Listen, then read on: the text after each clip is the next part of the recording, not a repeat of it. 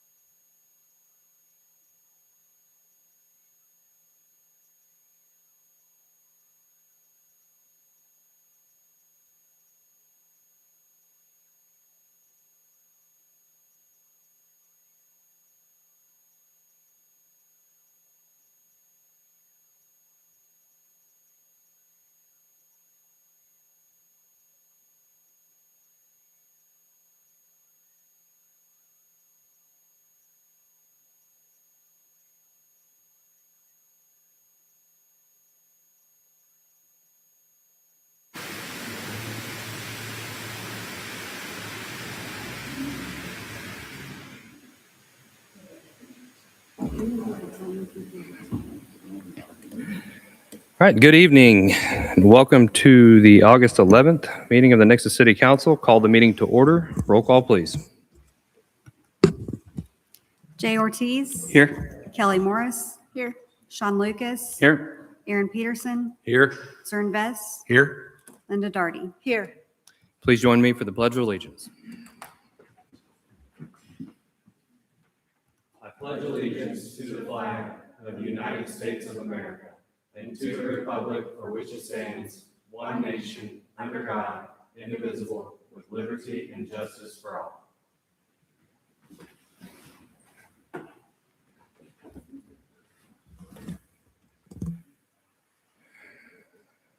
All right, first up is our visitors section. Did we have anybody signed up? We do not. Yes, Oh. we do. We got someone signed up. And during this visitors section, this is to speak on anything that is not currently on the agenda. We will have public hearings for each one of those.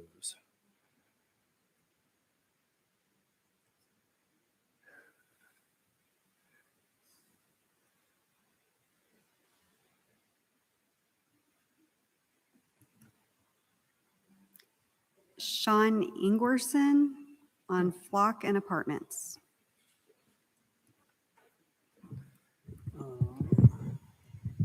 Yeah, I was just curious because I've grown up in Nixa. Why we're getting bombarded with apartment complexes, not just like apartment buildings, like it's one or two buildings, but whole complexes.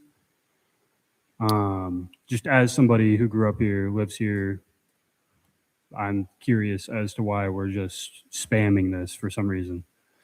So that's a good question and one we get often. The way that the available housing was decided in Nixa was really based off of our comprehensive plan, and that was members of the community. I think we had over 100 people involved that were volunteers that wanted to decide what the next 15, 20 years looks like in Nixa. Part of that, they decide what the maximum amount of certain housing will be. So multifamily housing was capped at, I believe, 15%. Right now, we are currently still, I believe, below, might double check my math here, below 10% on what is currently zoned for multifamily. So that's not built or even in progress, that's just what's currently zoned. So based off of that, there's still another 5% of the available housing that could be zoned for multifamily. And a lot of those spots around town were already identified during that comprehensive plan. So the ones you see that are getting developed now, I haven't seen really many of them that we have to change the zoning on. It's already zoned for that. So it's filling in the spots that have been in the plan for actually, and that was before this plan, the one that was 20 years old. That's what they decided coming up now on 23 years ago, that they decided they didn't ever want that to exceed that 15%. I will say the importance of diverse housing throughout a city is, and you kind of notice it right now with the enrollment in our schools. It's actually at an alarming low for the younger grades, because with the housing prices in Nixa, it's very hard for a young family to move to Nixa and buy a home. So that's kind of the hopes on the multifamily housing. And then a lot of communities are also looking at different options, and some that we're looking at now too, to do, they kind of call them pocket neighborhoods, where you don't really, you have a front common area and all of the streets and everything are on the outskirts. So the garages would be in the back of the house instead of the front, encouraging people to build a sense of community and be out in the front yards, and all the common areas be in the middle. So between that and townhomes, duplexes, and then the higher density multifamily like apartment buildings, those, it kind of helps the community grow. Now, we all know that you have to stay on top of that and make sure it doesn't go into disrepair and create an area that people don't want to live in. And that's one reason we have such a good police department and our planning and development department with code enforcement. But it's neat for people to move into an area. So take Wicklow, for example. That's one of those where you could start out living as a new couple in an apartment. Maybe you want to travel, you don't have to take care of a yard and all that. Well, then You get further along in your relationship, you have a child, and now you're looking at buying a house. You can stay in the same area of the city that you love throughout your entire life, and then go into the retirement community that's in there, and always be in that area. So at times, I know because Nixa didn't grow like some cities where you grow here and then grow way over here and then grow way over here. Nixa's always just gradually grown out from the center. It seems like there would be a lot, but based off of the total housing, it's still at a pretty low number. So that's that. That'd be my answer to that piece. Yeah, I mean, it wasn't really regarding like zoning. It was just more of like why? Because I mean, you say that it's hard to afford a home when we have rent that costs as much as a house payment. Sometimes it's like $100, $200 cheaper, but I mean, my house payment that I pay now is not. I mean, it's maybe $200 more than rent. So if I were to rent something, I'd be saving very little money. So I guess it's more along the reasons of like why we don't build more affordable homes, not in the sense of like we need affordable housing, but I just don't see a reason that we're destroying all of these places that are beautiful neighborhoods and we're just slamming these big buildings everywhere.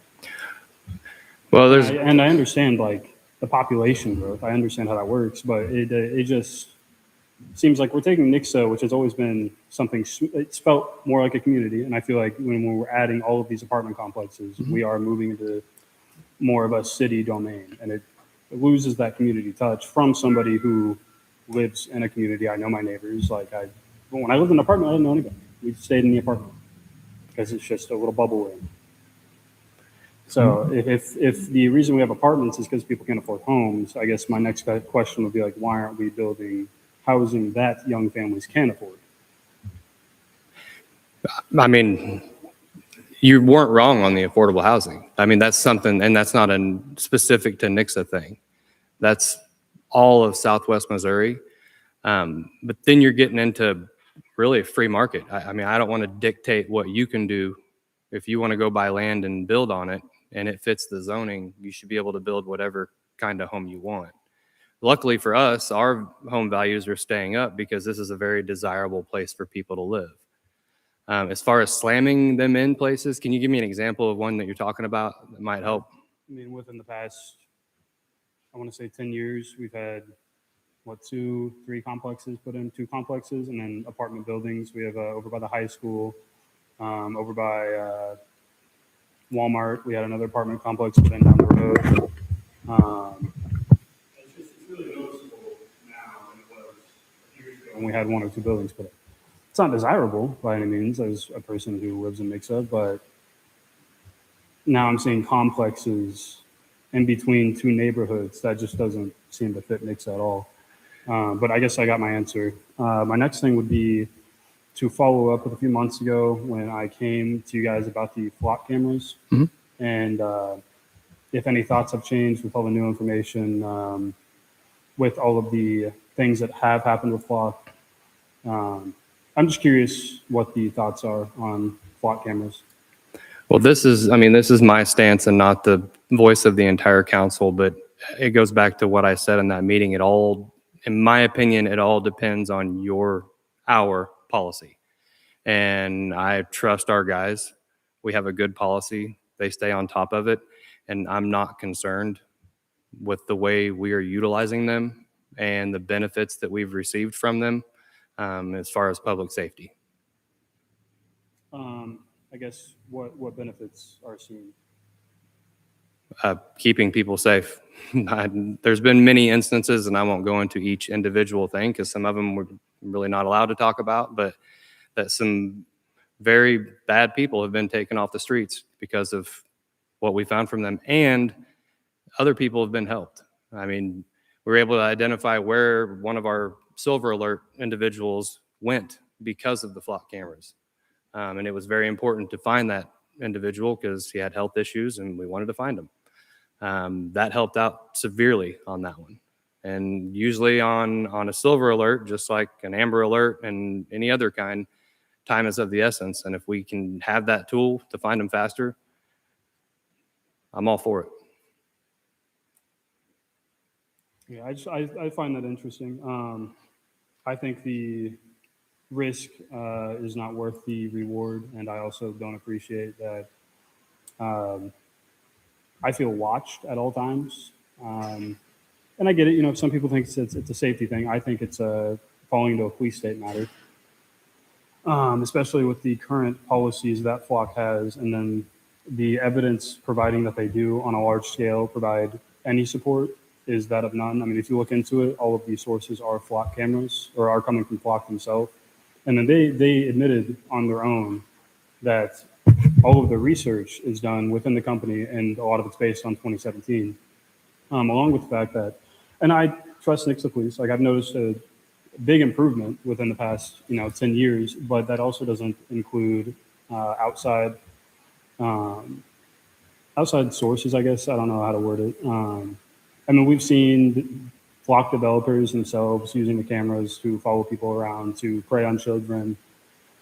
And they're a huge security risk. They still run on Android 8. There's 0 updates there. They are just as hackable as they were a year ago, a few months ago.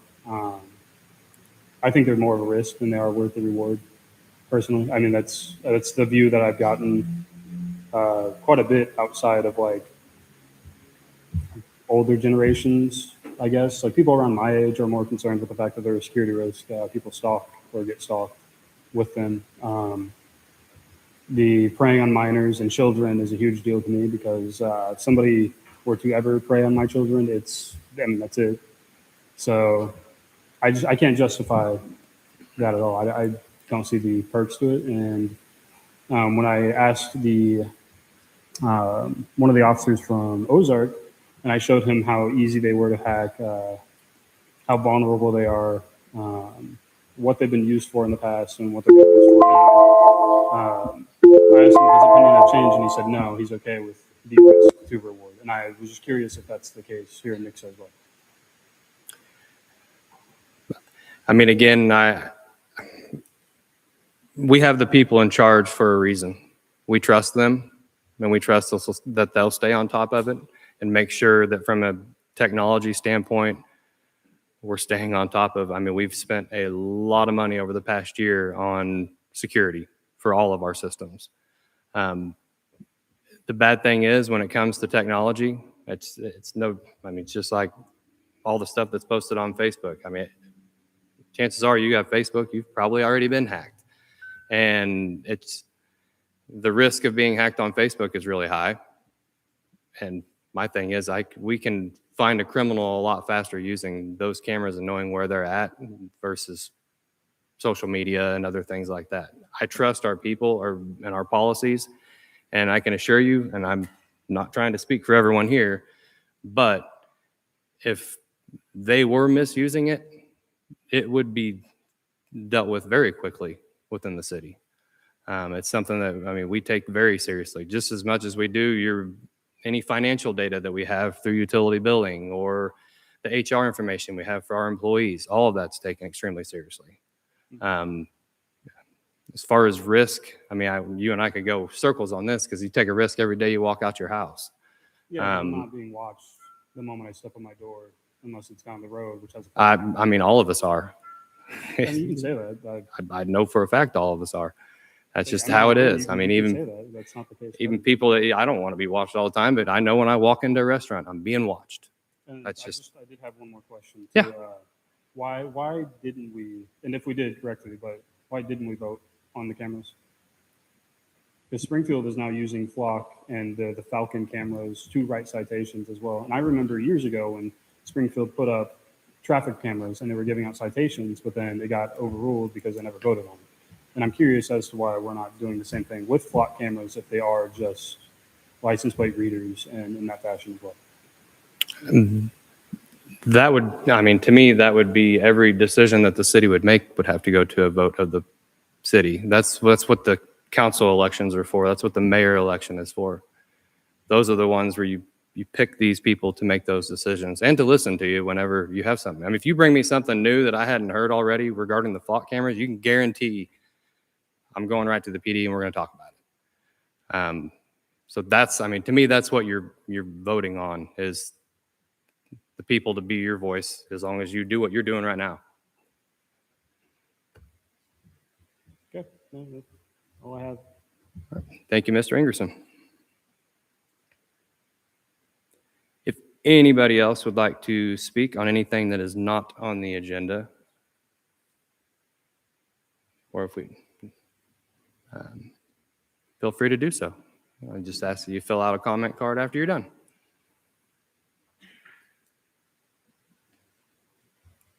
Hello, can y'all hear me okay? Is this better? Oh, there we go. Hey, my name is Sam Schwartz. I just came in late and caught the last of that speech. I didn't realize that there was going to be any discussion of Flock tonight, but I have been speaking in other cities about this as well because this is something that affects people anywhere in the region if they're going to be driving or walking literally anywhere. I pass them going to and from my folks' place in Ozark and anywhere in Springfield and anywhere in Nixa. And I feel incredibly unsafe due to that anywhere I go.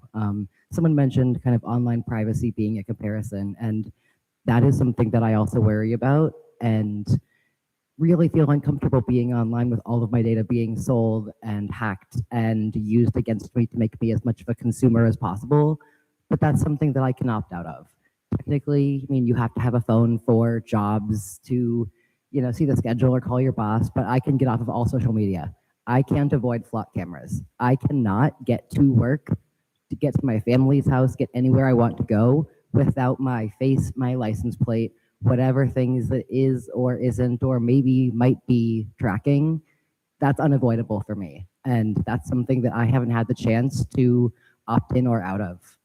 This has been used across the country in ways that sometimes are blatantly illegal, sometimes are maybe technically legal.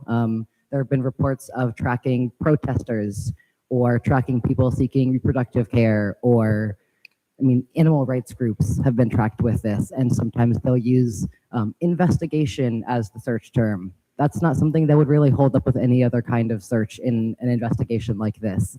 There are many processes in place, the things that we are supposed to be able to trust that there is due process with these things. And I'm sure that many folks on the staff here, I would love to think everyone would respect those processes, even if they're not built into the software of Flock. But that's taking a risk that there will be no even mistakes. Everyone slips up sometimes. Everyone doesn't really, think of every aspect or type something correctly. And there's a lot of people that have access to this. There was a information request, I want to say in Boulder, Colorado, where they had found out that despite telling the citizens only Boulder has access to Boulder's cameras, it's only us and you can trust us, it ended up being like, I want to say at least a few hundred police departments across the country after this request was established had access to that. I would love to trust Springfield, Ozark, and Nixa police. Maybe that trust is 100% warranted, and that would be so lovely. But neither of us can say what cops across the country are doing. There was the one in Joplin, I'm sure you've heard of, that searched his ex-partner hundreds of times. This is something that happens. There have been so many studies and research done. I would recommend anyone here look into the Electronic Frontier Foundation. They are a fantastic force for any kind of data privacy, whether it's the things online where we're kind of opting in and still unsafe and being marketed versus things like Flock cameras where we don't have a choice in the matter. They have a lot of fantastic information about why, for the safety of the citizens and even the safety of the officers, to not put in positions where if they make a mistake, even a completely unintentional one, that all of a sudden their career isn't jeopardized because it was truly a harmless mistake and now something has gone wrong because this is so very unregulated and being used by a company. I mean, Flock is profiting, right? They're a business and they're selling us and our data, and it's terrifying. And there's an app I have that has a map of all of the cameras, and I check it when I go out of town, where I go to various places, if I'm just driving around, just curious. It's truly horrifying to think about all of the ways that I'm being watched, and I don't feel safe in my community. I only moved to Missouri 2 years ago, and I love it here truly so much. Never thought that I would, and it's a wonderful area, and I am so hopeful for a Missouri where we can know that the people in power in the area hear us and have our backs and do the research that all of us are doing that are leading us to have these fears. So please look into the Electronic Frontier Foundation's research and please consider canceling the flock contract. I really appreciate your time and I'll probably be back up later. Thank you so much. Thank you.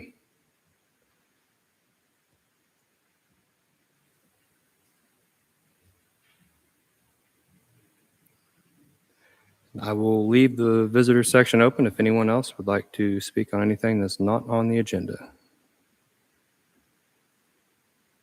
All right, nobody else. I will close the visitor section. And we will move on to our first reading of ordinances.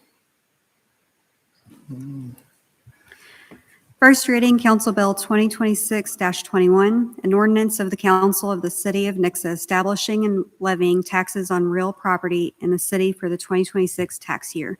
Presenting is Assistant City Attorney Michael Mays. Mr. Mayor, excuse me, Mr. Mayor, ladies and gentlemen of council. It's our duty as a city to have our annual property tax levy set, and we have to have it in place by August 31 and to the county so that county assessors so that they can report properly up to the state. The way the levy is set is largely by information we get from the county. The good news for folks is that the tax levy is staying constant. It's not going up. But what is going up is that we have about $14 to $15 million more in assessed value in the city. It's assessed between real, personal property, et cetera. So that should make a difference for the city. This is first read tonight. It will be second read and voted at the next council meeting on August 25th. If anyone has any questions, I'd be happy to talk about it with you. Any questions?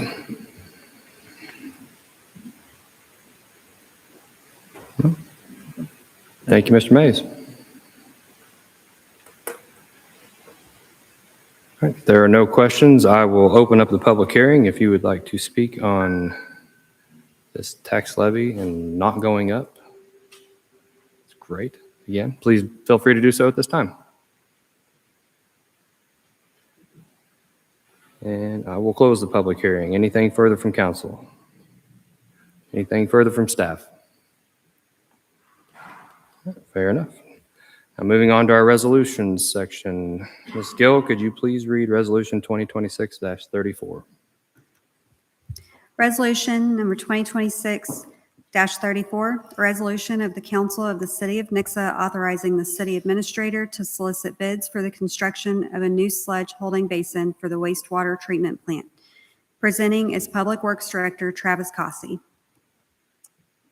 Mayor and Council, this is the third of three projects that were identified in the recently issued bond issuance that also included the Ashley Street Water Tower and the West Regional Lift Station. This third project is a new sludge holding basin for the wastewater treatment plant. The primary purpose is to increase our efficiency down at the treatment plant.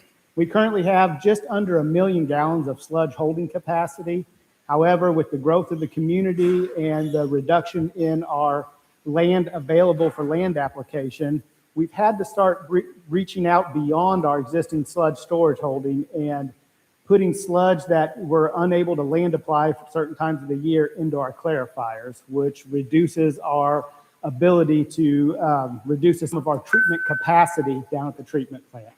What this project has been identified is to add an additional 700,000 gallons of sludge storage down at the treatment facility, which will decrease some of the pressure we feel during certain times of the year to land apply, while also eliminating the need to utilize some of our treatment capacity storage space for sludge holding during those times when we're trying to find places to land apply.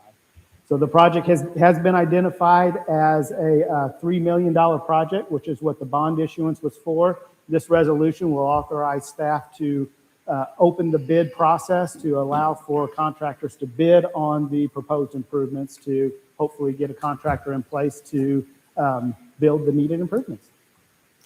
With that, I'd be happy to answer any questions you might have.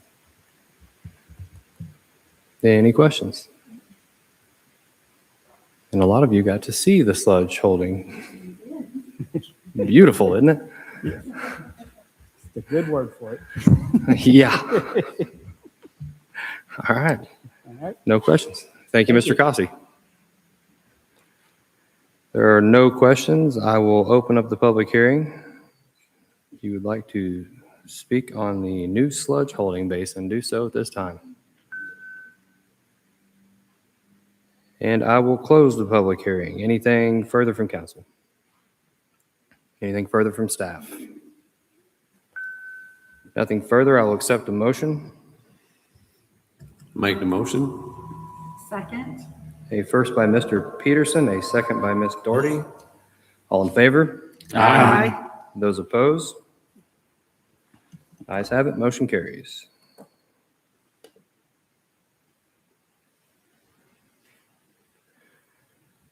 All right, next up, Mrs. Gill, could you please read Resolution 2026-35?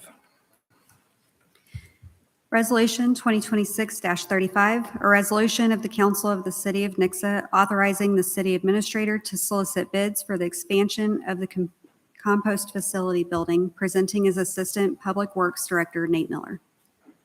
Good evening, Mr. Mayor and Council. The resolution before you tonight would authorize staff to advertise for bids for the expansion of our existing compost facility building.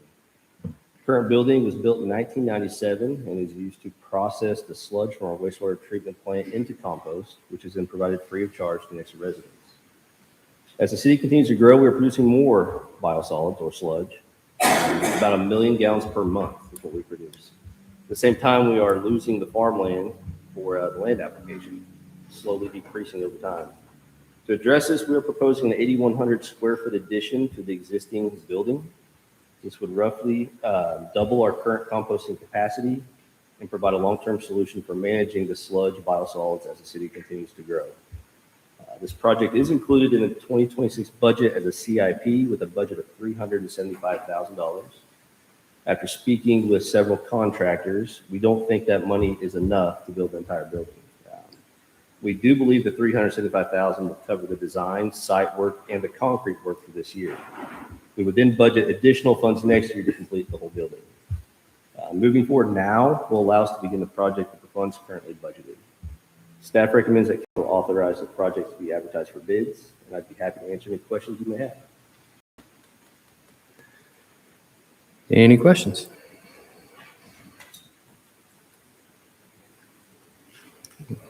All right. Thank you, Mr. Miller. I'll say I do believe this is the importance in the tour that was done, and a lot of the questions and stuff on all this stuff have already been answered. You guys got to go on site, see it, see what was needed. So I appreciate everyone doing that day. Any other questions from council?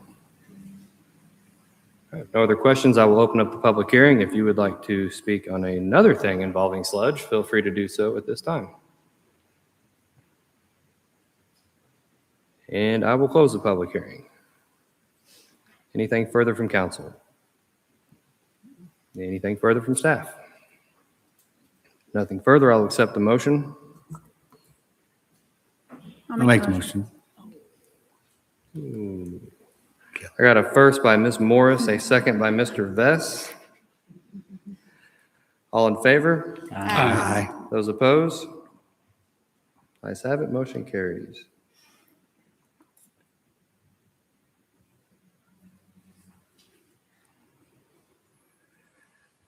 All right, next up, Mrs. Gill, could you please read Resolution 2026-36? Resolution 2026-36, a resolution of the Council of the City of Nixa authorizing the city administrator to execute a memorandum of agreement with the United States Department of Homeland Security to allow Nixa police officers to be trained and perform duties under 8 USC 4, Section 1357G. Presenting is Captain Jason Fleetwood. Good evening, Mayor and Council. Before you tonight is a resolution, 2026-36, which would authorize the city to enter into a memorandum of agreement with the U.S. Immigration and Customs Enforcement for participation in the 287G task force model. Under this program, a limited number of Nixa police officers selected by the department would undergo specialized ICE training, testing, certification, and background review before receiving any delegated immigration authority. Once certified, those officers would be able to exercise specific federal immigration functions within the limitations of the agreement and under ICE direction and supervision. Our intent is not to change the mission of the Nixa Police Department or engage in general immigration enforcement. Rather, this gives our officers an additional legal framework, training, information, and federal resources when immigration issues are encountered throughout legitimate law enforcement activity and provides opportunities for greater cooperation with our federal partners. The program also provides significant reimbursement opportunities for participating agencies. The agreement has been reviewed by the city attorney and the appropriate city staff, and the staff recommends approval. Any questions? How long is the training going to be for the It's officers? a 40-hour block of training provided by ICE.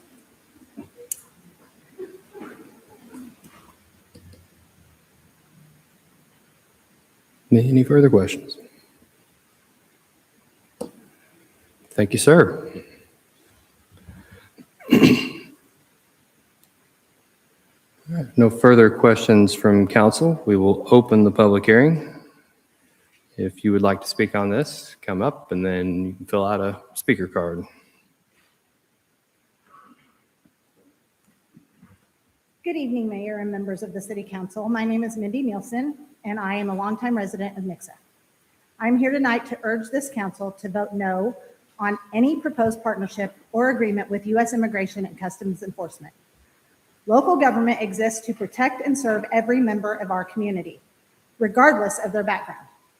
Entering into an agreement with ICE, such as a 287G, deputization, or a formalized information sharing pact, does not make our neighborhoods safer. Instead, it erodes the vital trust between our local police department and our residents. When families fear that a simple traffic stop, call for an emergency medical help, or reporting a crime would lead to federal immigration inquiries, whole communities go into the shadows and public safety suffers for everyone. Furthermore, we cannot ignore the human and constitutional cost of expansive federal enforcement.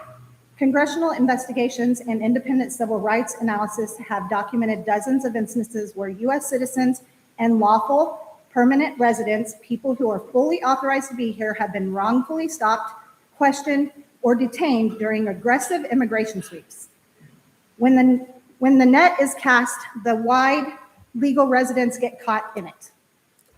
Data from national tracking projects show that a staggering majority of individuals swept into current ICE detention facilities have no criminal convictions, proving that these operations target community members rather than prioritizing serious public safety threats. Our local police officers are trained in community policing, not complex federal immigration law. Tying our local resources to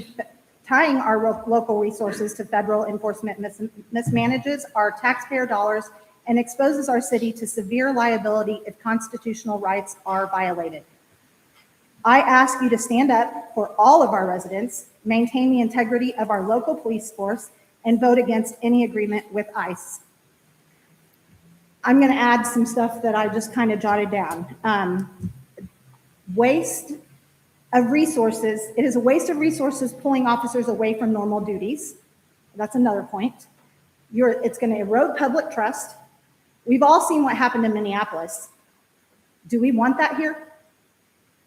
Is that what we want? Because they no longer trust their police department. And I couldn't find anything about this. I'm a Nixa resident, and I could not find anything about what was on the agenda tonight. What are you hiding? Why was this not public?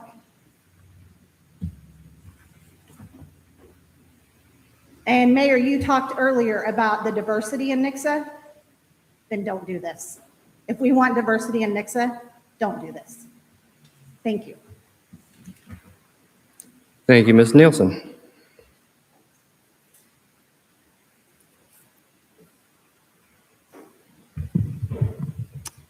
My name is Dominique Moore, and I am the co-founder of Southern Missouri Immigration Alliance.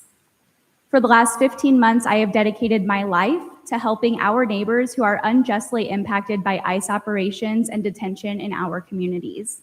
We serve many counties in Southern Missouri, including Christian County. A 287G agreement effectively deputizes local law enforcement to act as ICE agents, blurring the lines between local and federal enforcement, as well as criminal and civil violations. You may find it interesting to know that the very task force model you are considering today was previously discontinued by the federal government in 2012 due to issues regarding racial profiling and civil rights violations. And I can say with confidence that those issues have only gotten worse since this model was revived under the current administration. In a city with an immigration population of less than 4%, I ask you why this is suddenly a priority of the police chief. What goal do they have with enabling local police to terrorize 4% of your neighbors for no reason? I also wonder where we will be sending the individuals who inevitably fall victim to this arrangement. Nixa has 5 temporary holding cells, so where are they going? Are you going to send them to the overcrowded Christian County Jail or the overcrowded Greene County Jail? It's honestly a wonder if the police chief has even thought the logistics of enforcing this. Finally, I'd like to share a heartbreaking Missouri family deportation story because you should understand the real life consequences of this. They came to the United States fleeing violence in Guatemala in hopes of pursuing the American dream that was once promised to the world. They were active members of their community, had a family and a life built here in Missouri. Mere weeks after being deported, they were found gagged, hands and feet bound, shot to death in a sugarcane field in Guatemala. Their 1-year-old daughter, a US citizen, was found alone, crying, and dehydrated next to her dead mother's body. Politicizing and deputizing local law enforcement will have unmistakable downstream impacts. You will have to answer for these unthinkable tragedies that will inevitably be caused. And you will create an unrecognizable level of distrust in local law enforcement, as well as this very body, for generations to come. Your children and mine are watching. History will not remember these agreements kindly. A vote for 287G is a vote against your humanity. Thank you. Thank you, Mrs. Moore.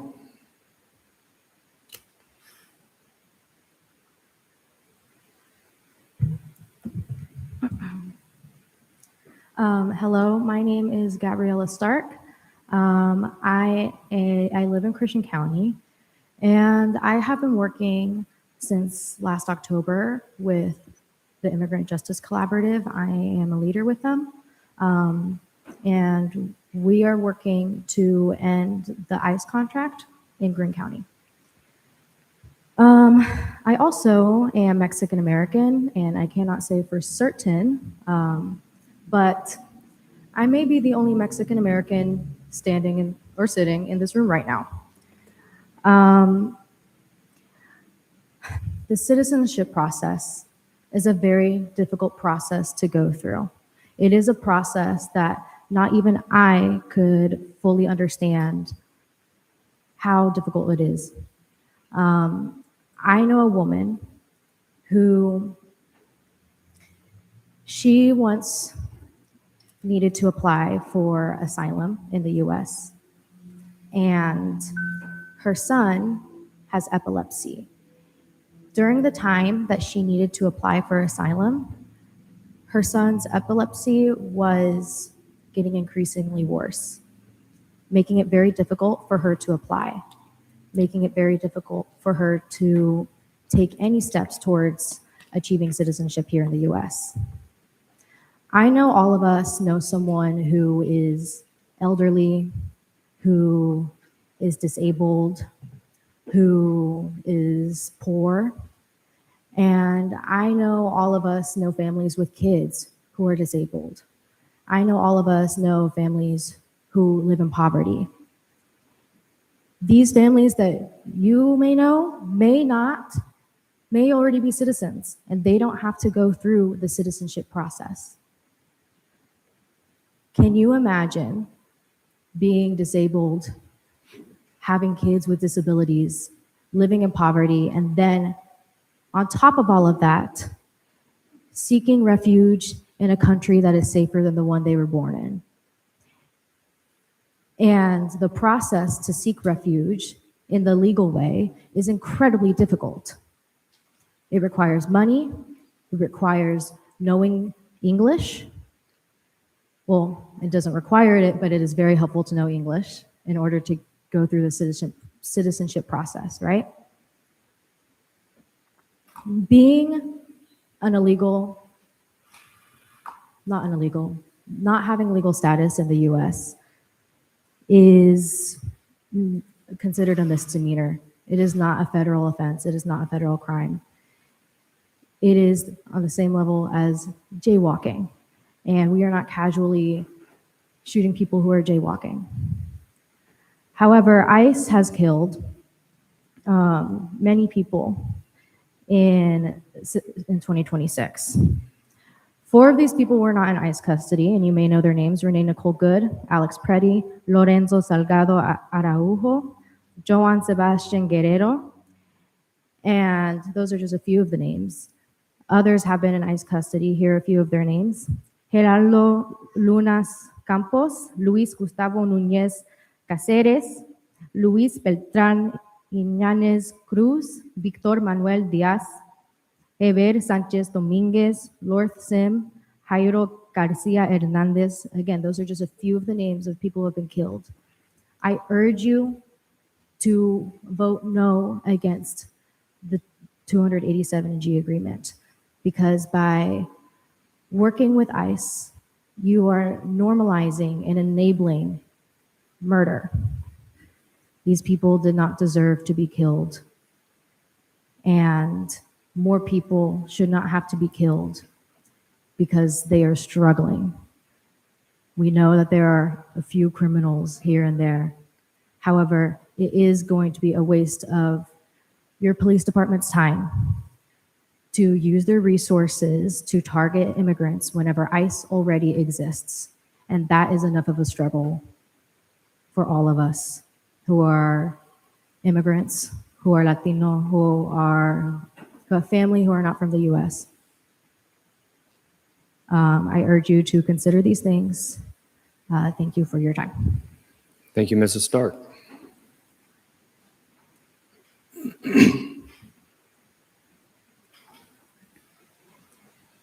Mayor, Council, good evening. My name is Thomas Hughes, speaking privately as a citizen of Nixa. I've been here since 2021, and I'm here to ask you to vote no on this resolution. This is being presented as a partnership with the federal government, but what you're actually being asked to do is put the power of our local police officers behind the federal immigration enforcement apparatus. This is a profound change in the relationship between our police department and the people it serves. Under federal immigration law, immigration officers have powers that ordinary local police officers do not. Federal law specifically gives immigration officers authority without a warrant to interrogate an alien or person believed to be an alien about their right to be in or remain in the United States. So we're asking for papers now? That's not a power I believe our city should be asking its police officers to exercise. Our police officers have a job: protect the people who live here, respond to crimes, keep people safe, build relationships with the community so that when someone is a victim of a crime, they feel safe calling the police. When you turn local police into immigration agents, you change that relationship. A person who's afraid that calling the police could expose themselves, their spouse, their parents, or their children to immigration enforcement is less likely to call. A victim becomes afraid to report. A person needing medical attention avoids the hospital. A witness becomes afraid to cooperate. and entire communities become less willing to trust the people whose job is supposed to be protecting them. Before this council gives local officers additional immigration enforcement authority, I think you need to look honestly at what is already happening in our region. The Greene County Jail is already being used extensively for ICE detention. Recent reporting has documented hundreds of people being held there on behalf of ICE, and the facility has been operating under significant pressure from the number of people being detained. Meanwhile, people are dying in ICE custody. ICE reported deaths since the beginning of 2025 have reached numbers not seen in decades. An investigation into those deaths found that many involve serious concerns about medical care, and suicides have accounted for some of those deaths. And when people die in government custody, we should demand transparency, we should demand accountability, and we should not respond by giving the same system more power. I understand that immigration enforcement is a federal responsibility. That is precisely why I oppose this resolution. Our city does not need to volunteer its police officers to become an extension of a federal immigration agency. You have a choice tonight. You can say that our police officers should remain focused on protecting the people who live in this community. You can say that constitutional protections should not depend on someone's perceived immigration status. You can say that people should be able to call the police without wondering whether asking for help would put themselves or their family in danger. And you can say that when a government system has a documented record of deaths, inadequate accountability, and serious questions about conditions in detention, our response should not be to give that system more local power. There's a word that I believe is appropriate for what we're witnessing nationally: genocide. I know that's a strong word, and I use it deliberately. I believe what's happening to immigrant communities is a part of a deliberate campaign of dehumanization, mass detention, family separation, and removal on a scale that should horrify us. And if this council votes to make our police part of that machinery, then you will not simply be observers of what is happening. You will have chosen to participate in it. You will have made this city complicit. I'm asking you not to do that. Let our police be police. Let immigration enforcement remain the responsibility of the federal government. And let this city stand for the principle that every person who lives here deserves to be treated with dignity, fairness, and basic human rights. Thank you. Thank you, Mr. Hughes. Hola, my name is Nicholas Mueller. I live in Nixa. I graduated from Nixa, and can I ask questions? Can I ask questions? Yeah.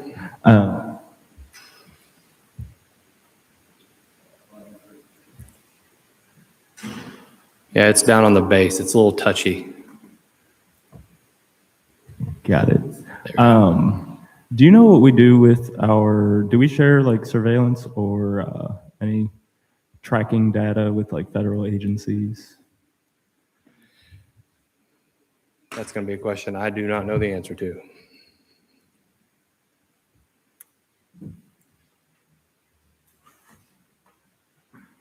They're tough. So there are ways that we can communicate with other federal agencies, whether that be groups that we have, investigative groups, things of that nature, but there is definitely information that's passed from federal agencies to local agencies and even state agencies. Let's say like particularly like going back to like flock data, does that get shared with federal agencies? Yes. It does? Okay. Does it get shared with ICE? I don't know the answer to that. Okay, it does not. I want to thank Captain Whitehill opened up the flock transparency portal yesterday at transparency.flock.transparency.safety.com/Nixa-mo-PD. And it does say that that is a prohibited use with Flock's agreement. Not with Flock's agreement. Flock doesn't share with federal authorities just to begin with. I'm sure you can imagine why. But it does say explicitly that the Nixa Police Department does not, and that kind of conflicts a little bit with some of the legalese in the memorandum. Clarify what you mean, what conflicts. So Nixa PD says it does not share with ICE immigration enforcement. I'm for immigration enforcement. I'm not so much for using like mass surveillance to achieve it. And so that's just why you got a little bit of a paradox in the language of this memorandum versus what the police department has as policy. And I can show you that too as well if you'd like. But in the memorandum, it says that ICE would own, and does Nixa own its data on that? I'm not sure what you're talking about. You talking about? For Flock, yeah. For Flock? Yes, That's- because they are a contracted entity Right. through us. That's big pitch, like we own the data, right? I'm sorry. We own the data, right? Sorry.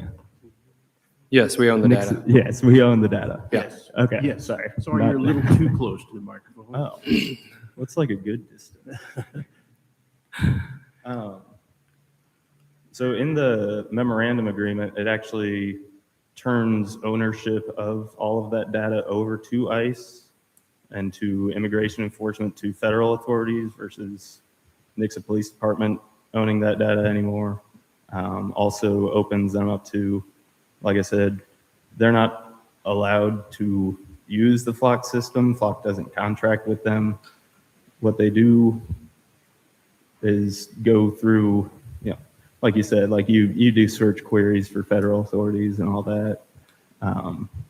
But this contract lays out that they can just ask for specifically tracking information, any data, any kind of, anything related to the very vague and broad definition of like investigations for relating to the MOA.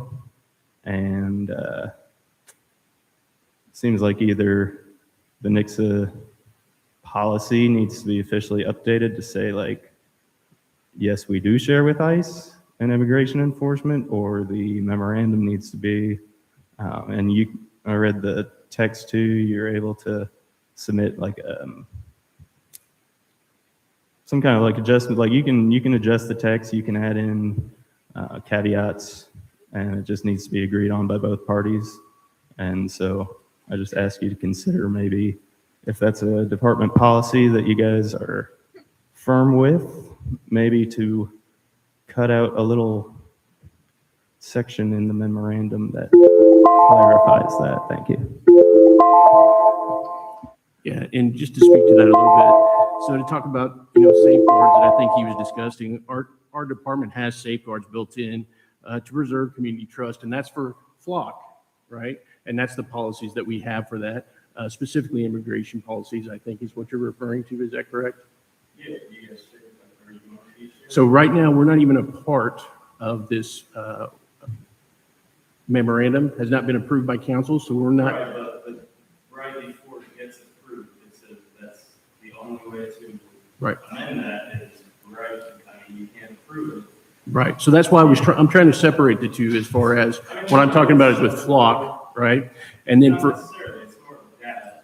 It's not necessarily a Flock thing, it's not an immigration thing. Right. You have all of our data. You said you're not going to share it with feds. Right. So the second part to that, after I've answered the Flock part of it, is this MOA with ICE. The goal is to strengthen public safety through implemented collaboration and direct access to federal training and resources. Operating under ICE oversight, the program enables trained officers to identify and process individuals encountered during lawful, routine police activities without authorizing general, random, community-wide immigration checks. Handling enforcement through locally trained officers allow us to maintain community standards rather than relying on outside federal agents entering our municipality. To answer some other questions, if that's okay, Mayor, if you'd like me to, that the other If you'd like to, that's fine. have talked about, because these are common questions, and this is exactly why we're here tonight. Our department maintains built-in safeguards, as I said before, for Flock, but now I'm talking about immigration, to preserve community trust. They include strictly enforced local policies governing bias-based policing, use of force, victim and witness assistance, and public complaints. By explicitly prohibiting general or random status checks, we are signaling to the entire community that victims and witnesses of crimes are not the targets of this program. So that answers one question. Go ahead.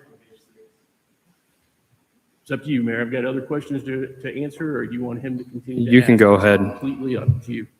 So I'm trying to answer every question, and then I'm happy to follow up any others. If you have some more questions, you can absolutely contact me direct at the police department. I like it, this to be a matter of public record, before it's taken and vote on, just so that all of the facts. Sure.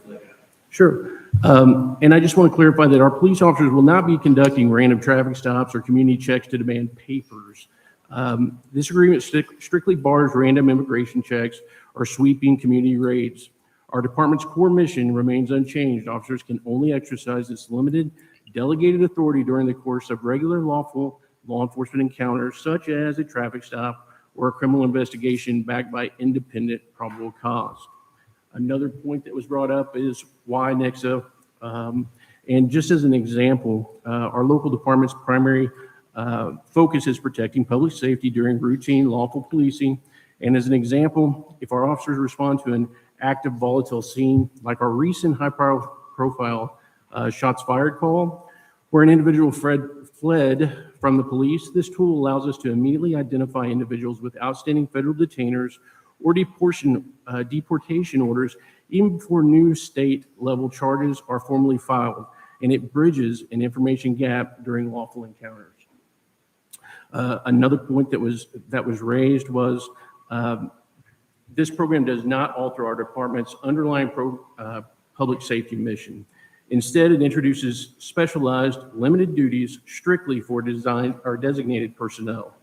Only these specific officers will undergo the 40-hour federal training curriculum to operate as task force officers under the direct ICE supervision, leaving the rest of the force to operate exactly as they do today. Another one was the burden to the taxpayers. This program is voluntary and highly cost-effective due to federal reimbursement incentives. Under the task force model reimbursement plan, the department is eligible to receive $7,500 for equipment per trained officers, $100,000 for new vehicles per agreement, and full reimbursement for the salary benefits and overtime funds up to 25% of our active task force officers. So because of that, this program will not pull our local resources away from answering routine 911 calls. Because of the federal reimbursement incentives for participating officers, this acts as a resource multiplier. It gives Nixa direct, streamlined access to ICE databases and federal support tools without requiring us to divert existing municipal funds to reduce our coverage.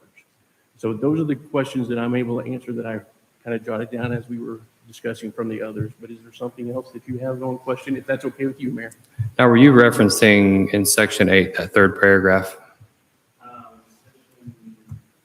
Section 12.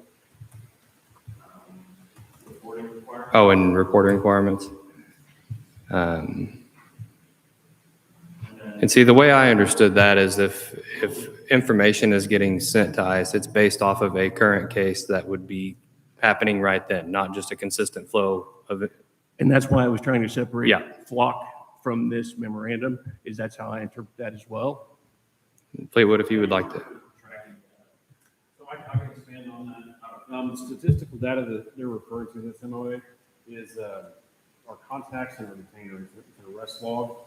So when we encounter an individual that we end up taking enforcement action with, that data itself is tracked, not how we encountered that individual, not how they're, nothing to do with flock. It's a statistical data to record the arrest and report that to the company.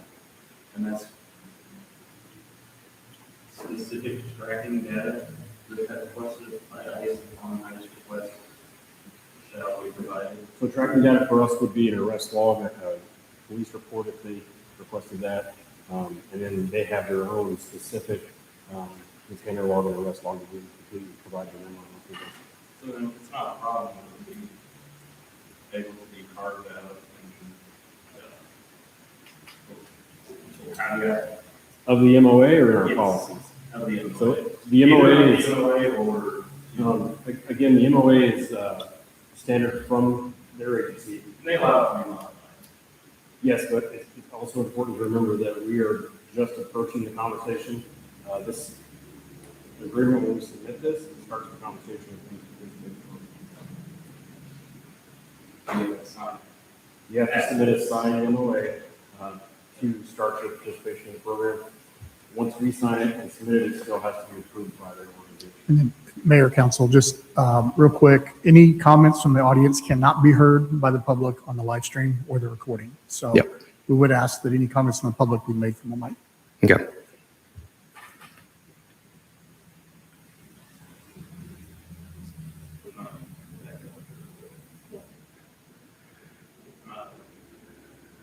Since we did ask questions of you during yours, and I don't think the time paused, yes, please go ahead and go back up to the mic.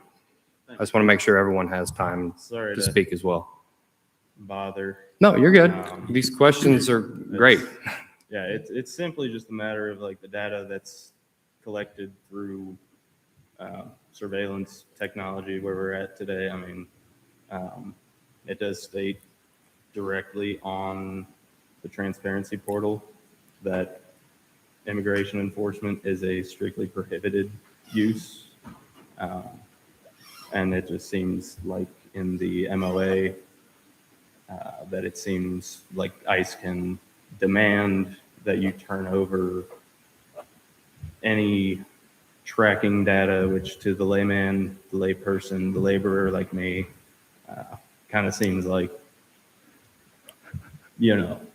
I learned very quickly that there's a lot of terms that every department in the city has, they use. Like I got a whole like dictionary of terms that Yeah, I've had to trying to look make all sense these- of it all, yeah. because in my world, it means something completely different than what it Yeah. does in theirs. But I understand the question for sure. And when once Fleetwood explained it, the tracking data, when it gets into, you know, why they were pulled over, what the ticket was, you know, any of the police report, I understand it now, but before you would think, was it a license plate I reader? don't Did they? necessarily trust that just it, any of y'all's words for it, to be quite frank. And I think for anyone like-minded, we would probably like to see a little bit of like written in the MOA as kind of like a, I don't even know what you'd call it, a sub. Well, I believe thing. if I'm correct, this just, well, not if I'm correct. I know that this just starts the conversations and allows them to, even if it was approved tonight, they'd be able to apply. It doesn't necessarily, it's not the end all be all, if I'm right. Correct? Yes, once the agreement were to be signed, then we would have to start the process of training, and we wouldn't even be live until we had our first incident, for instance, or contact, and ICE actually responded to start the process. So we're months and months out from there, and I've taken notes about this tracking data, and I know we have direct contacts for that. But again, with it being under report requirements and what Captain Fleetwood clarified, I also believe that it's the same reporting data. Is that data that you would share with them under this MOA? Statistical data would be shared as Captain. And what about surveillance data? Flock? Surveillance, yes. Right now, no. You would not share that? Right now, we do not share that according to you. Right, exactly. Yeah, I'm saying under this memorandum, you will, are you saying like guaranteed you won't do that? Under this memorandum, it's reporting requirements. Under this memorandum, it's reporting requirements. Yes. It compels you to share that data with them? That would just be our contacts. I'm lost again. I mean, the way I see it is if it was put in the flock system, there was a vehicle that they were looking for whatever crime, and correct me if I'm wrong, Major, and that's what triggered us to pull this vehicle over, that would be part of the police report, correct? And would that be shared? The police report would be shared. But not the actual video footage and all that? No, not generally speaking, that is not shared. Can we get that, like a pinky promise in ink? Well, we have an immigration policy. Unfortunately, I'm not prepared for that today. But that kind of starts off with where I started to go with earlier, which is, we have built-in safeguards. We love the city. Just like everyone that's here today, we want your input. That's why we brought it here. Almost everything we do, even as one mentioned as far as flock, we have brought that to this forum in some manner, whether it be a budget manner or a specific meeting for a specific item, because we want the public's input, and everything we do is with the public say. So we're trying to do everything we can to ensure public safety for Nixa. Okay. So you won't share our data from surveillance, yes? No? Flock data is not being shared. And will not be shared According with to you, immigration enforcement? I can't verify. I mean, that. I'll show you directly on the portal. It says that you guys don't. It's your own portal. Yes. And you promise you won't do it later.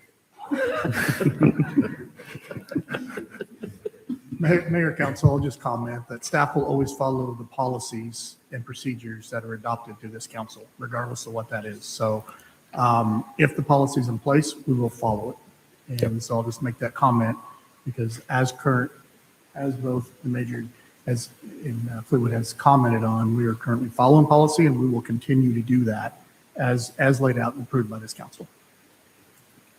Thank you, Mr. Lyles. All right. Who would be next? Mindy Nielsen again. Ma'am, you've already spoke once. Yes, I have. Each person gets their 5 minutes. Well, he just got. We were asking him questions, and that's when the time should have paused. That's why I let him come back up. Well, I have questions for him. About what you just said. You can honestly, the police department is very responsive. Feel free to reach out to him. Mr. Mueller can attest to that. Yes, sir. Mr. Ingerson. Just on the subject, like personally, it's not that I'm pro or I don't care about the tags. I do think that it is kind of odd to add like a federal power to the police already. Like, I'm not a big, let's keep giving police more and more power, but then I also want to ask, along with sharing the flock info. So do we have servers in Nixa that store all flock footage? Something to do with all of that data is stored by flock. Yeah, so we don't own it. They're a private company. Major, your microphone went off. So Flock being a private company, and also we don't server host any of our own data or our own footage. They do whatever they want. We've already seen in cases in cities in Colorado where they took down the flock cameras purely because of an immigration thing. They didn't want ICE to use their cameras because ICE was using them under flock. So they just went around the city entirely. So there's no guarantee that can be offered that we're not going to be giving these feds our cameras. We can't guarantee it. We don't own the cameras. We don't own the footage because they can tell you that we do, but they can do whatever they want with it. They're a private company. We have no idea what they're doing with the footage right now because we don't have this footage. This footage isn't ours. We don't host it. We don't keep it. They keep it. We've already seen evidence of the whole system being abused in terms of like people being followed across state lines, using other systems set by cities. And yeah, you can limit it or whatever they want to call it, but it's only limited on your end. It's not going to be limited on the company side because we've already seen that they don't care what the cities have to say. We're just giving them money at this point. Because I mean, they have Falcon cameras. Springfield now has flock drones, which I find odd that they would do that with the denial of flock, but whatever.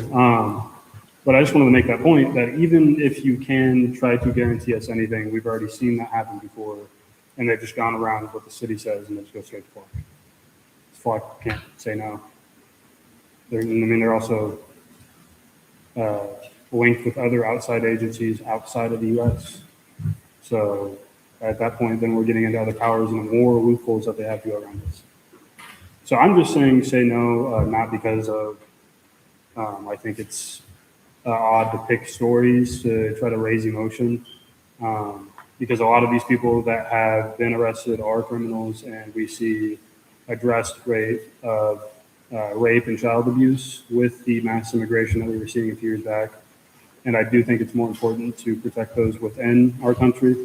And this isn't me taking a stance on any of it at all, but I do think it's odd to try to go ahead and give more power that we've already handed over as people. So that's my piece. That's all I'm going to say. Thank you, Mr. Ingerson.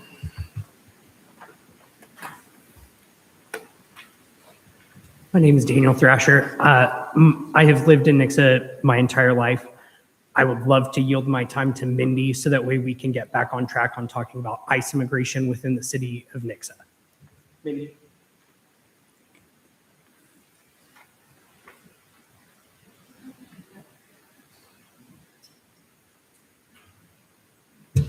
I would just like to point out that every police department, before they signed an agreement with ICE, felt the way that Nixa Police Department feels. And every police department that has signed an agreement with ICE has turned into a disaster in this country. People have died, people have been arrested unlawfully, people have been beaten in the streets. The federal government in this country made it legal to racially profile for ICE. So we want people in our city racially profiling, because that's what ICE is going to request that they do, the same way they did with Greene County. And that's what Greene County does, racially profile. And they pick up brown people and put them in jail on a daily basis. It's not acceptable. And this city cannot do this. It's just not an option.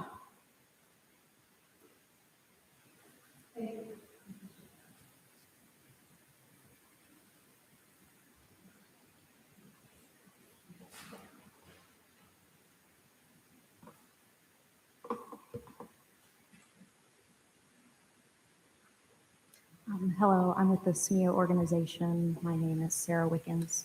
I would like to piggyback off of something that was previously stated about this 287G agreement creating an erosion of trust between citizens of Nixa and the surrounding area and the police department. The Major Cities Chiefs Association, called the MCAA, as far back as 2009, has adamantly opposed 287G agreements. I have a statement that I can read to you that they put out. Major Cities Chiefs Association, police chiefs from nation's major cities object to legislative proposals requiring local police to enforce federal immigration law. The SAFE Act, an anti-immigrant bill that could head to the House floor in the coming weeks, this was as of 2012 for reference, would compel law enforcement officers to engage in immigration enforcement activities or risk losing funding. This proposal would also give states and localities the unprecedented authority to pass their own immigration, criminal, and civil penalties, which local police would be duty-bound to enforce. The proposal would also require that civil immigration status information be entered into the National Crime Information Center, that's the NCIC database. Below is a statement from the Major Cities Chiefs Association. This is a quote. Immigration is a federal policy issue between the United States government and other countries. Any immigration enforcement laws or practices should be nationally based, consistent, and federally funded. Quote, any congressional measure that would require state and local law enforcement agencies to engage in immigration enforcement is strongly opposed by the major cities' chiefs. This proposal would undermine the trust and cooperation between police officers and immigrant communities, which are essential elements of community-oriented policing. Such a measure would result in fear and distrust of local police, damaging our efforts to prevent crime and weakening our ability to apprehend those who prey upon the public. Moreover, it would divert scarce and critical resources away from the core mission of local police to create safer communities. And the complexity of immigration law, combined with the lack of adequate training and resources, increases the risk of civil liability for local police departments if they were tasked with enforcing immigration law. This is why we oppose the SAFE Act. This proposal attempts to force police officers to perform duties of immigration agents through the threat of sanctions and the withholding of existing funding. This is a misguided approach and will make all of our communities less safe.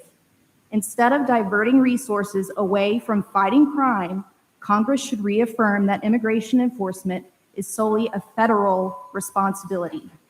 Major cities chiefs support Congress's effort to reform our broken immigration system and urge legislators to pass common sense reform that makes the federal government, not our states or cities, responsible for this national policy. Thank you. Thank you.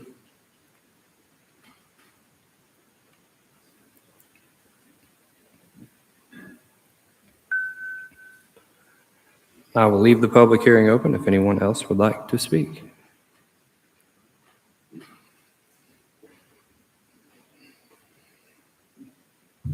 Hello.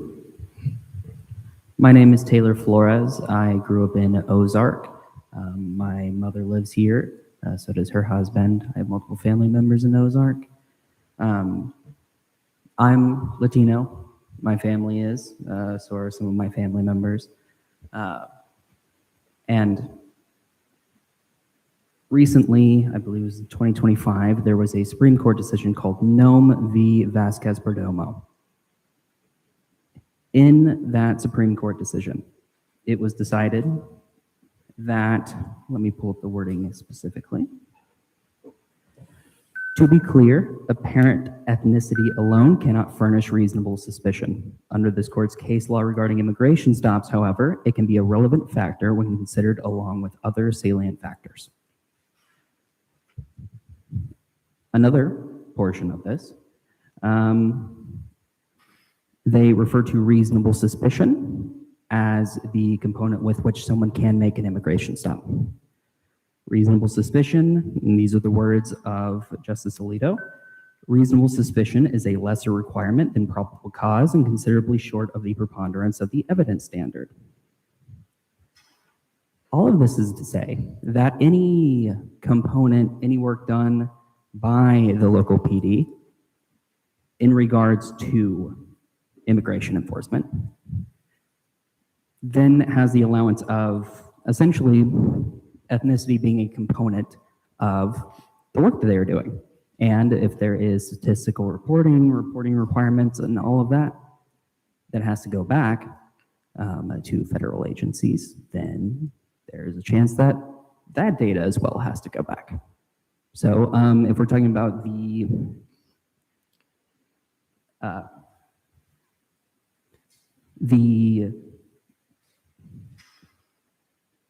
I totally just lost my train of thought.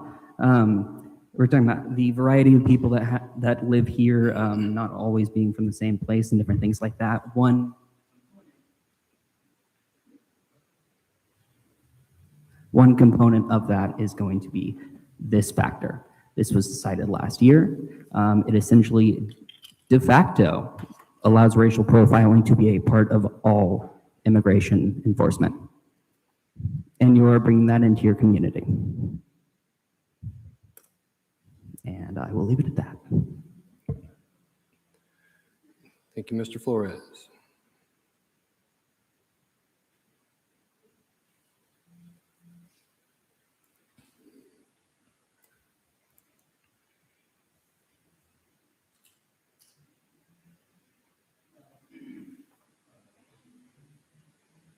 Is that better? There we go. Thank you for the opportunity to speak again. Like I said, my name is Sam Schwartz, and I'm here to speak against the proposed contract with ICE. We've all seen the same reports. We know they've been using a variety of unjust, cruel, illegal tactics to take our neighbors off the streets. It has never started with that, though. Nobody smiled and invited what we've seen happen across the country into their city from the jump. It starts as offers of protection and safety every time. And if you talk to someone who knows somebody who's been directly affected in any of those cities, that started out with these good, noble intentions, you would hear stories that would break your heart and come back to mind every night of your life. None of this is new, and we all, I would assume, agree that every other time these tactics have been used, that it was something abhorrent and something to not be proud of in our history. Slave catchers were following the law and following orders. So were the German soldiers that took Jewish people from their communities. We will someday look back at this time, and we will remember what we each did. Did we nod along with what the people in power told us, that it's for safety, that our city will do it better than the other ones, that our neighbors are lesser and unworthy of safety, dignity, and the same due process and rights everybody else on American soil receives? What do you think the people who saw slave catchers roaming their streets after the Civil War felt? Or the people who saw their Jewish neighbors being taken?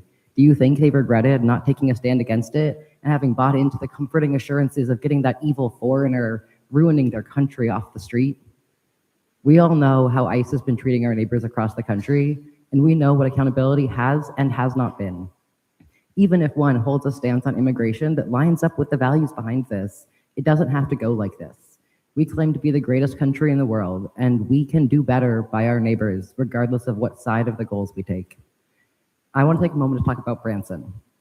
I was at their hearing for this contract in February. The police officer proudly told the packed room that he would use this contract to prosecute these illegals that he thought committed a crime at a hotel. He wasn't able to get the evidence he needed, and this wonderful contract would help him arrest them anyways. He fully said that to the room of dozens and dozens of people. He was also on his phone most of the time that people were speaking, which stood out to me as concerning and rude. But apparently it turns out he was being threatened. There was an information request about it that found an ICE officer was texting him that there would be a blitz of activity if they didn't pass the contract, and sent increasingly large numbers throughout the night, seemingly threatening the amount of agents they would send. Our cities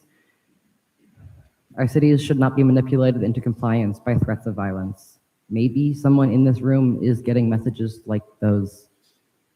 Don't buy into an overreaching government trying to destroy the community you work to protect and serve for the same agenda that's behind this every other time. Do right by your people. Stand up for their rights and protection, because this doesn't result in safety. Solve problems at the source. Meet people's needs, provide community services, and listen to what your people want and need.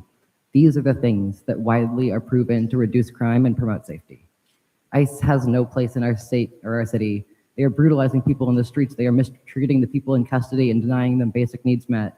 And they are denying the due process guaranteed in our Constitution that we all find so important. I was at a gas station one night and I saw ICE take someone.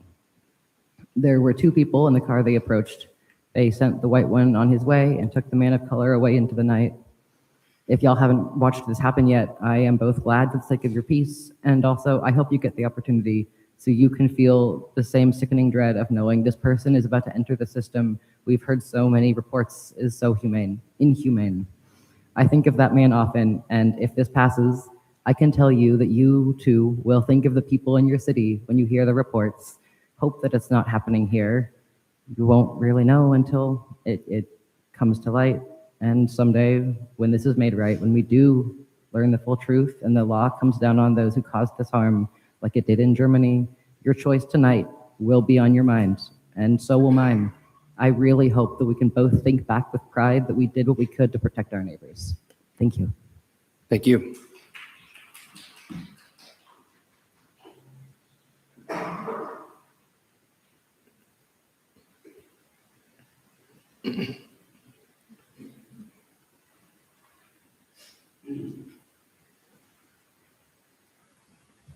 Hello, my name is Ron Sanders. I live here in Nixa. For a long time, I've been paying a lot of attention to the First Amendment and to our civil rights. And that led me to learn a little bit about what we call a monopoly on violence.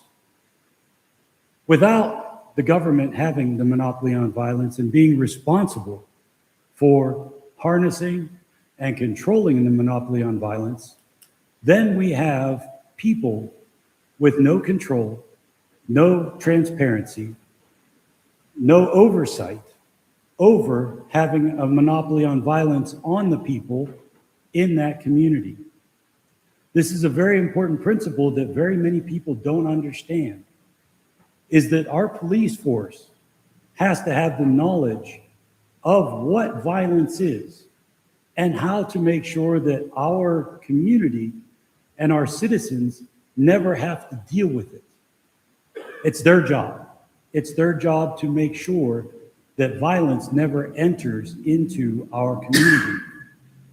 Now, we are a system of laws. We're not a democracy, we are a republican. We have a republican form of government, which is a system of laws. Whenever people come here and they break laws, whether they come here from outside our country or inside of our country, those laws must be enforced. And people who break those laws must be brought to justice. They must be held accountable. That is the one true mechanism that civilized societies have in order to keep the monopoly on violence from falling into the wrong hands. Now, this particular piece of legislation tonight, this particular issue that we have, is the reason that we've seen ICE and so much stuff all over the media having problems, is because there was no partnership with the local police force. There was no partnership with the county sheriff. The local law enforcement and the county sheriff know our community. They are out there every day policing our community. They pretty much know where everything lies. So when there are bad people doing bad things, including illegal aliens who have come into our country or who have stayed past their visas in our country, are committing criminal acts just by being here, they must be held accountable. They've been given plenty of chances to go back to their country, go back to where they originate from, where they can legally exist. And if they are still here, and if they have been identified by ICE, who is a legal law enforcement agency, who is doing the legal law enforcement agency's job of enforcing federal immigration laws. If they cannot have a partnership with the community, with the police force in the community, then that monopoly on violence slips and it starts to hurt real people. And the real people are the innocent ones. The innocent people who are victimized by people who don't follow the laws. People who don't follow the laws are the ones that come into our country and break a law just by being here. They wouldn't follow our laws to come here legally. So what makes you think that they're going to follow the laws and the ordinances of our community that keeps us safe? They have to survive. They have to follow more base instincts than to actually follow civilized laws. Having ICE as a partnership is crucial to making sure that all of those bad things that we've seen on TV do not happen here. Our local law enforcement, if they happen to run into these situations, they know how to deal with it. They have the partnership with the federal government in order to mitigate any and all crimes or criminal acts and remove them from our local community. Without this partnership, that's when things turn sideways and that monopoly of violence slips into the wrong hands and causes more problems than good. Thank you. Thank you, Mr. Sanders.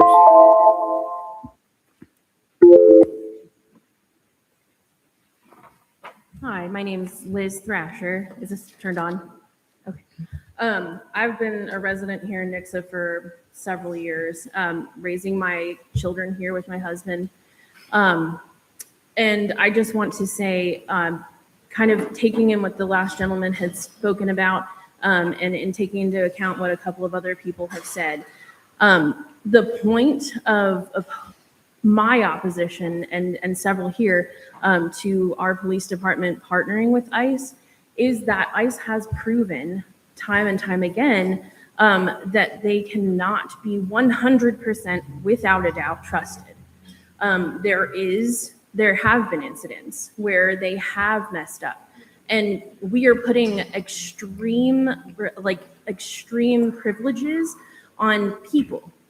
And yes, that if this was to be a partnership, they would be our law enforcement professionals that would be receiving the training. However, it is still under the jurisdiction of ICE and the federal government what ends up happening with that program. And so if we were to get an ultimatum from ICE that our officers had to conduct their partnership in a certain way, what assurance do we have that those men are going to do that 100% infallibly? We can't. ICE has not been in the current form that it's in for long enough for all of us to say we can trust them, that they're not going to make a mistake. I don't want criminals to be just wandering the community, but that's not the people that are overwhelmingly being targeted.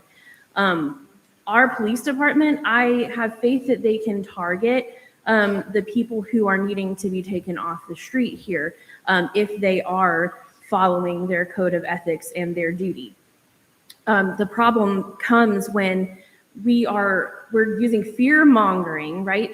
The things that our community could be dealing with, scary people out on the street who might come and create unrest in our community and disrupt our families' lives and whatnot.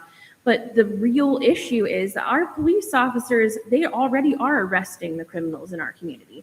They already are handling the violent offenders in our community, regardless of whether they are current citizens or unlawful residents, whatever the situation is. They're already handling that here. So why do we need ICE to be a part of that? Why do we have to take on the federal government's job in border patrol? We are so far from a border with any other nation here in Missouri. We are in the center of the US.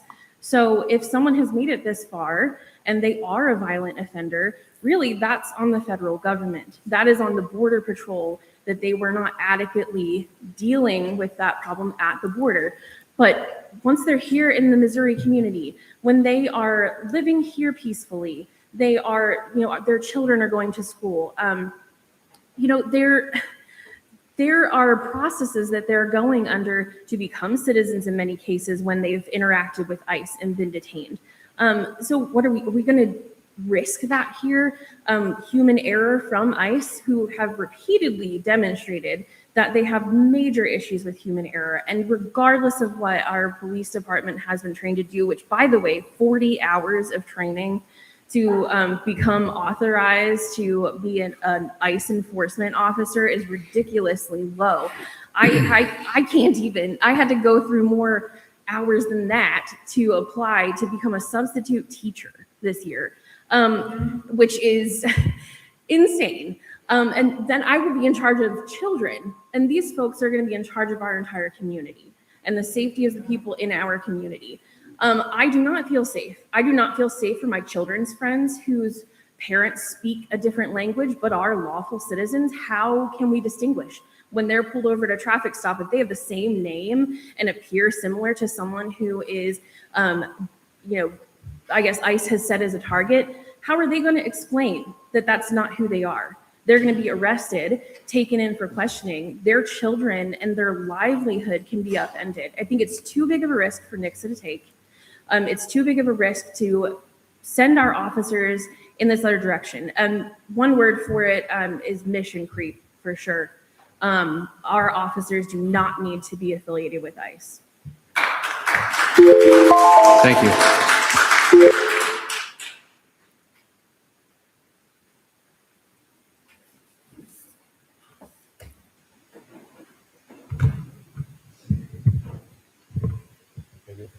Hey, everybody.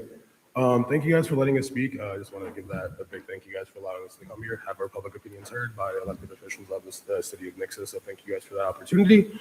I just, for one, find this 287G agreement completely ridiculous for one of two reasons.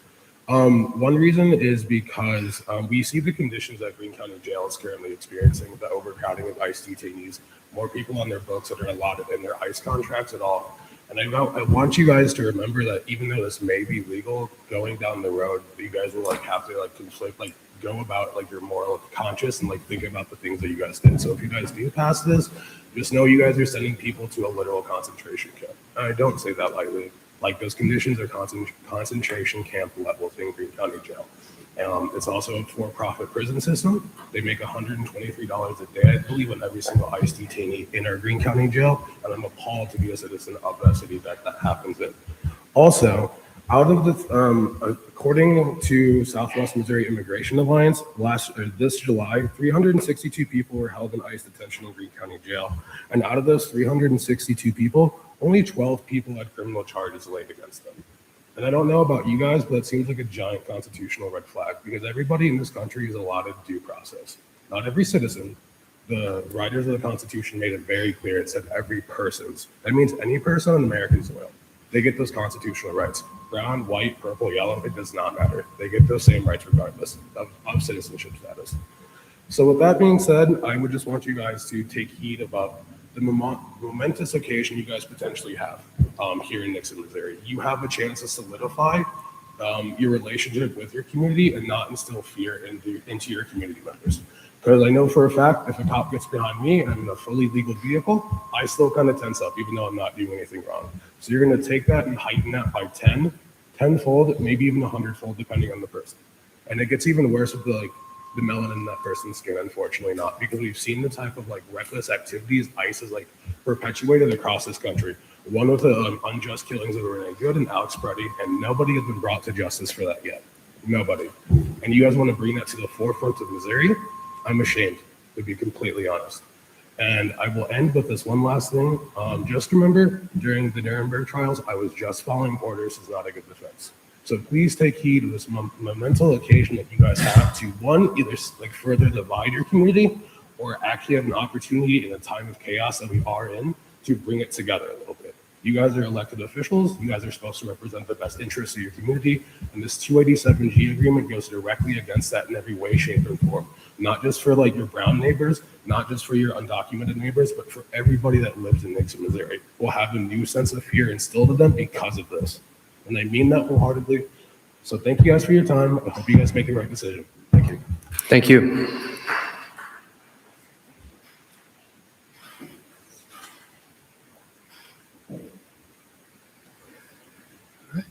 I will leave the public hearing open just in case. It's all you. Hello, my name is Kayla Gilbalt-Jungers. I've been a Nixa resident for a little over 3 years. I really appreciate the opportunity to be here. I unfortunately wish I was for something and not opposed to something, but I just want to state that I've been following the cooperation with the Greene County Jail and the 287G agreement there, thanks to the work and data analysis of Southwest Missouri Immigration Alliance. And I have been in frequent contact or trying to contact the commissioners there to urge them to end their contract. The overwhelming majority of detainees in that jail do not have a criminal conviction. As the gentleman before me stated, it is a constitutional right. Every person in this country has a constitutional right to due process. To be holding those people there without a criminal conviction is unconstitutional. And while the current law may be favoring the current administration's actions, that does not guarantee that we will not be held liable in the future, because laws are fluid. The interpretation of laws change. I'm going to take a moment. You're fine. Take your time. Thank you.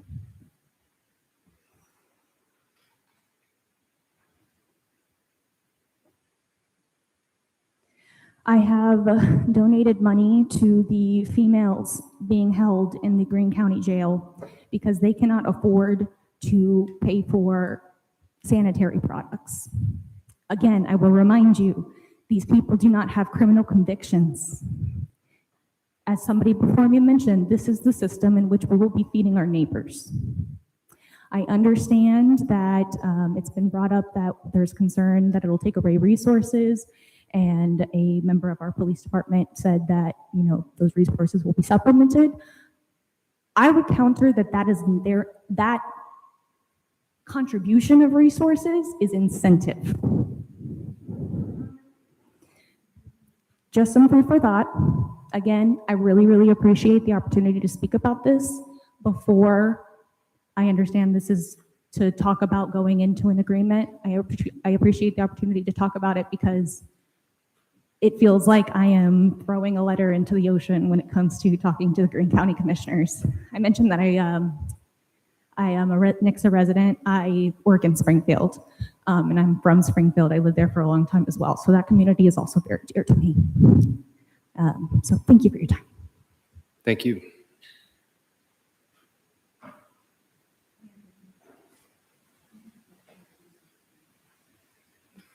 Okay. Hey, before he leaves, if you wouldn't mind filling out a speaker card. I don't think we got your name. Yeah. It's nothing bad. It's just for the minutes. We have to do, you know, we have to do minutes for these meetings.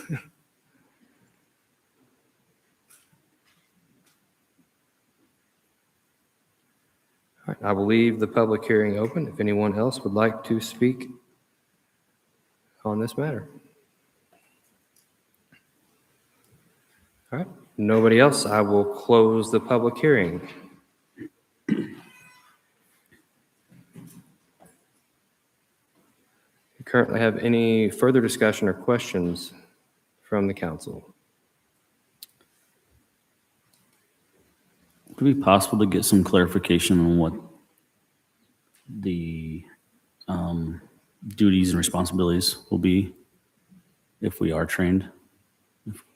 Yeah, or do you happen to know the difference in what you're currently, how you currently operate and what this will change for that?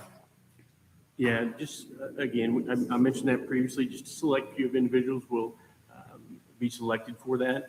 Then they will receive the training. As Fleetwood said, there's a background, there's things of that nature. But I don't feel like, or we don't feel that's going to be a significant change to their day-to-day activities outside of those that are assigned this TFO positions. Let's see, it's been a little bit since I read all of the stuff on it, so I don't remember every bit of it, but on what I read online, at least on their site. So can I ask a quick question? Oh, yeah. If in a routine traffic stop, you find out that somebody is, not here legally, what do we currently do? So most of the time that is associated with a crime of some type that's occurred. Okay. And then if we identify that they might have a detainer or something else of that nature, then currently we're handing that off to another entity that has TFO positions or ICE agents, for instance, to complete that process. So we'd give them to like a different agency, like maybe Greene County or Sheriff's Department or There's something? many agencies that are doing Okay. this, but generally speaking, I would say most are going to Christian County because we rely on the seat Right. of Christian County. But yes, that's correct. If we come across one like that, as my example, we would utilize their TFOs that they already have trained and that are active. So the profound difference right now would be if we do the memorandum with ICE, would be then we would contact the federal agents? Is that what the difference is? Sorry, I don't have police background, so I'm trying to understand. Right. Yeah, go ahead. I'd be happy to expand on that. So right now, if we contact an individual, let's say they're driving down the road, we observe a traffic violation. We conduct a traffic stop. We attempt to identify the driver, and we determine they don't have a driver's license. So then we take further steps to try to identify that person. We learn that they're potentially not here in the country lawfully. So from there, we do currently contact the Christian County Sheriff's Office, who has this agreement in place already. So for us having this resource afforded to us will not only take that burden off the Christian County Sheriff's Office to come do our work with us. We are going to be placed in contact with a supervisor at the ICE office in Springfield. So what that is going to facilitate is an interpreter. We're going to be able to facilitate a phone conversation with that individual and the ICE office. The ICE office will then do their research, and our officers will not make an arrest without the direction of ICE. So ICE has to approve that arrest, and then even if the arrest is approved, our officers still have discretion as to whether or not they take that enforcement action. Okay. Okay, thank you. And this might be in some of the detailed readings, but I might have missed it. According to what I've been looking at here, there's 3 models for this program. Are we doing the memorandum for all 3 models, or is there just one that we're looking at? This is specific to the task force model. That's the Task force model. Okay, that's the one that says enhances public safety and national security by allowing There's designation. the jail model and a warrant service model. Yep. Obviously, we don't operate a jail, so it's not going to apply to us. And the task force model is more fitting to our operations. Okay, so that's basically why we're performing routine duties. Correct. Okay, This is perfect. not going to occur outside of anything we're not already doing. This is going to be during our lawful encounters that we have while responding for calls for service or conducting traffic enforcement. Not going to be any extra work involved in this. It's going to be an extra tool to help us Understand. Get that contact resolved easier. Thank you. Any other questions?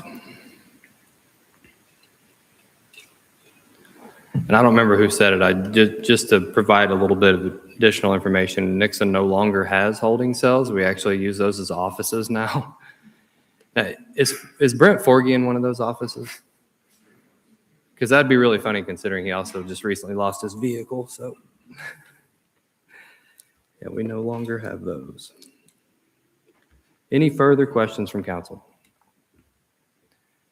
Any additional questions or input from staff? Mayor, I'll just want to address something that was said early on in the comments about this not being posted on the agenda. The MOU, the fact sheet, the memo has all been posted on the agenda online since Friday afternoon. By state law, we're required to do at least 24 hours, which would have been Monday afternoon. We've had it posted since Friday. So I just want to make sure for transparency purposes, because we are very firm believers in transparency with our public, it all has been posted and open to the public. Yeah, I actually looked at it. Yes, ma'am. Do what? Yes, ma'am. It is also on Facebook, in our newsletter, on our website, and posted out. So just Correct. if you wanted some resources, you go online and sign up for our newsletter. What's your Facebook? City of Nixa. Okay. And where can you find it?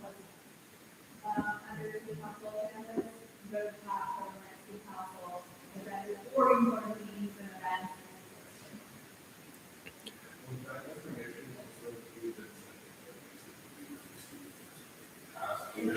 Every single detail. It's all in that. There's a lot more that goes up here, every. So just in case anybody is watching online or watches this later, the statement and the questions were regarding the posting of the agenda and this information. And that's actually when the agenda gets posted on Fridays. That's when we receive the link that it's been posted, and that's where we go to view the agenda, click on the items, and look at it. So it's posted on Nixa.com. Typically, if you go there after or on a Friday or after that, between that Friday and the day that the council meeting is at, it's on the home page. If you look down at upcoming meetings, that's just where I always go to. It's also under, the agendas are also under the council, which is also on Nixa.com, and you can also follow City of Nixa Municipal Government on Facebook.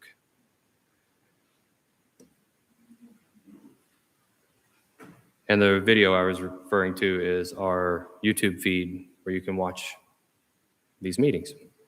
Just because I understand I can't be heard fully back there all Yes, the ma'am. time. We might need to get you a microphone. Also, if you are looking for a past agenda, so after this event, it does fall off of the calendar, but there's a search bar where you can look by month to find all the agenda details. So they're still on there even after the meeting has ended.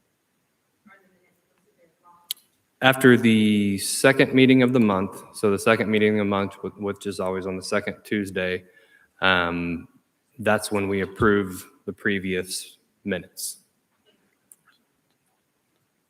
Fourth Tuesday. Second meeting is fourth Tuesday. Second meeting, fourth Tuesday. My apologies. That was completely false, what I just told you. Second and fourth Tuesdays. Thank you, Mr. Lucas. All right. Anything further from staff? All right. If nothing further, I will accept a motion. I'll make the motion.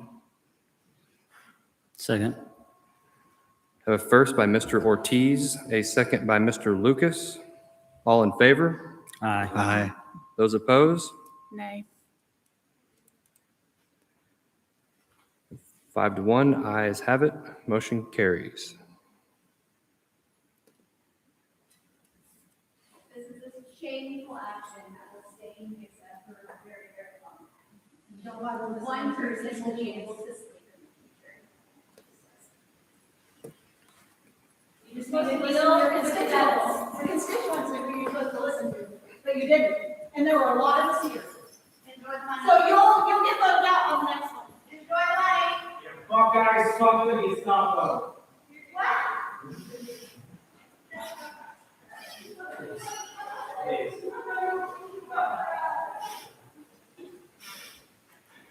Mr. Mueller, it was nice to finally meet you. All right, next up, Mrs. Gill, could you please read Resolution 2026-37?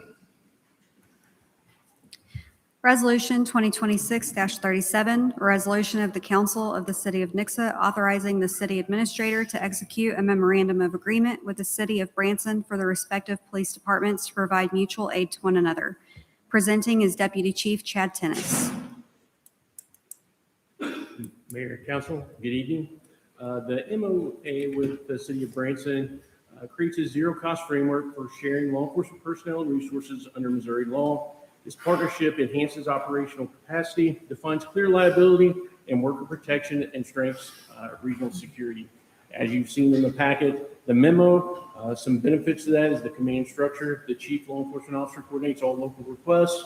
Advance notice, requests must be written and sent in advance except during active emergencies. Officer's authority as responding officers gain full police powers within the requesting jurisdiction. The contract term lasts 1 year with clear options to renew or terminate. And then there's also liability protections. Some of those include zero city cost, standard payroll. Each city covers its own employees, regular wages and benefits, workers' protections. Each agency handles its own workers' compensation claims.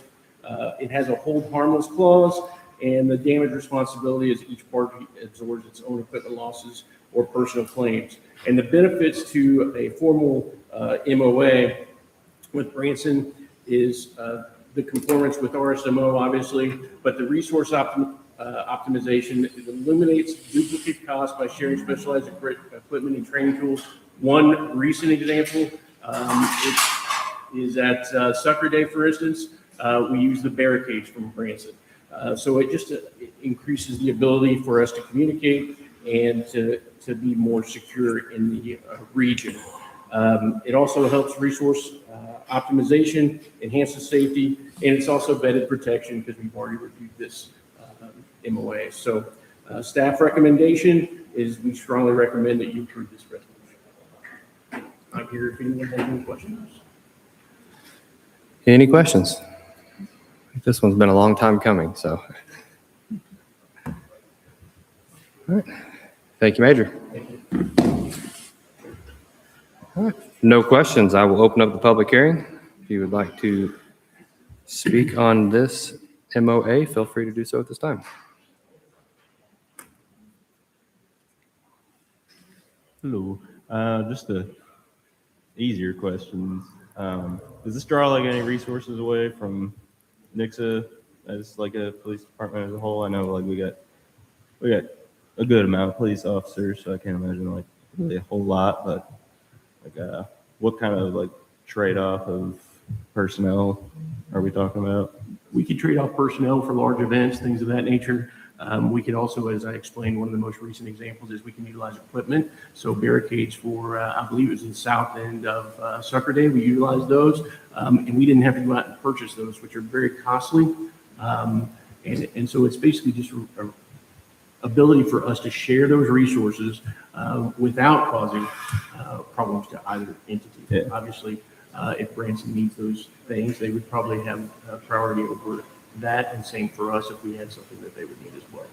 But we're dedicated to keeping the personnel here in the city and not reducing our services. Cool. And then, if I may, like, just one question about the prior one. I'm sorry, I kind of ran out of time. What incentives, like, are you guys getting some money for being part of like the immigration program, if you don't mind me asking? So I'll answer that one, because one thing that we budget a lot on with our police department, and not just our police department, every department we have, is training.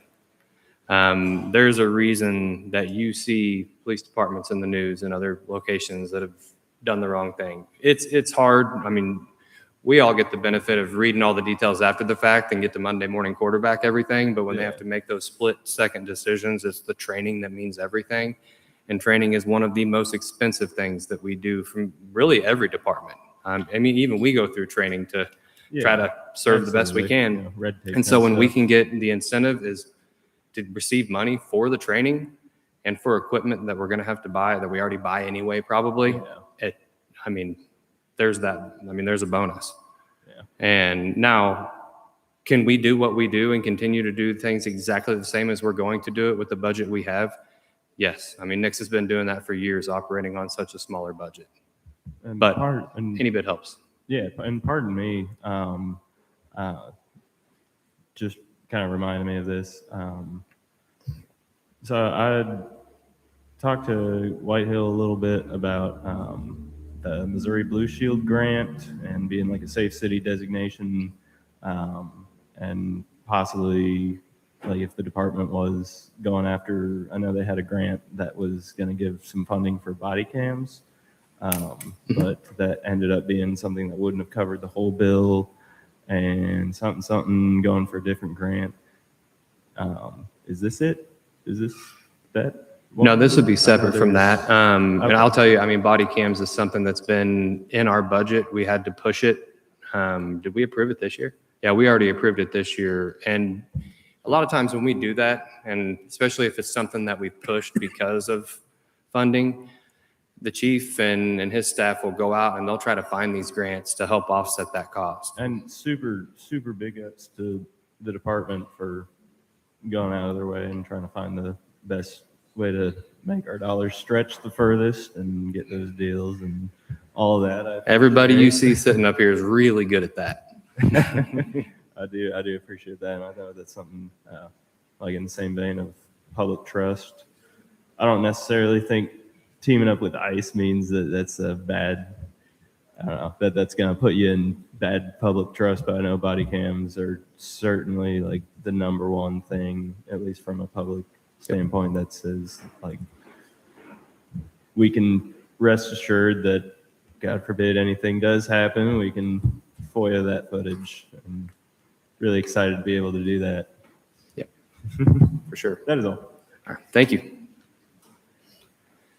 All right, I'll leave the public hearing open if anyone else would like to speak.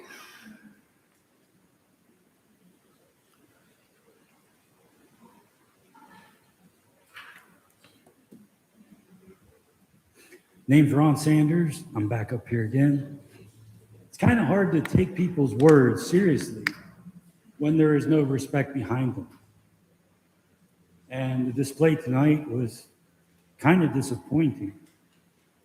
I'm glad that levity has prevailed here. Now, as far as this particular motion, this particular bill, if we are having policemen come from other places to come up and help us, one of the things that you mentioned was training. And one of the things that we have to think really hard about is, do they have the same training? Do they have the same values? Do they have the same policing mentality that we have. Because I do believe that we are on a much different level. I've watched countless thousands of hours of police video and First Amendment auditor videos. And I've seen some of the stupidest, dumbest, most retarded, most ignorant behavior by both of them, by all of them. I've seen some great stuff too, but you don't see that very often. But seeing all of the bad behavior lets me know that there are some really challenged people, I'm trying to be nice, that maybe shouldn't be wearing the badge or maybe shouldn't be wearing the uniform or maybe shouldn't even be talking to fellow human beings sometimes. And it's all out there, it's viral and we call it whatever. But this is real human behavior also. So you're entering into this agreement with the people down in Branson. Do we know that if we ever have to borrow people, are we going to get people that are at the same level as us? And if we ever send our people down there, are we going to see something that maybe we don't like or don't want to know about as far as the policing goes? I've never had a chance to talk to any police forces outside of Christian County or Greene County. And I'm happy to stay away from Greene County to a certain degree because of that, especially with my advocacy, because it might get me in trouble up there a little bit. But those are some considerations that you must really think about whenever you're moving into these agreements. The previous agreement, I believe, is good and solid because unlike what other people think, us being involved in that process will keep the federal government out of our community as much as possible, not invite them in. We're going to get the training, as far as I understand, and we're going to be able to do the job with our police officers with a little bit of assistance, not having them come in and flood our community at will. And that's important because, like I said before, the monopoly on violence is one of the most important parts of us having a civilized society.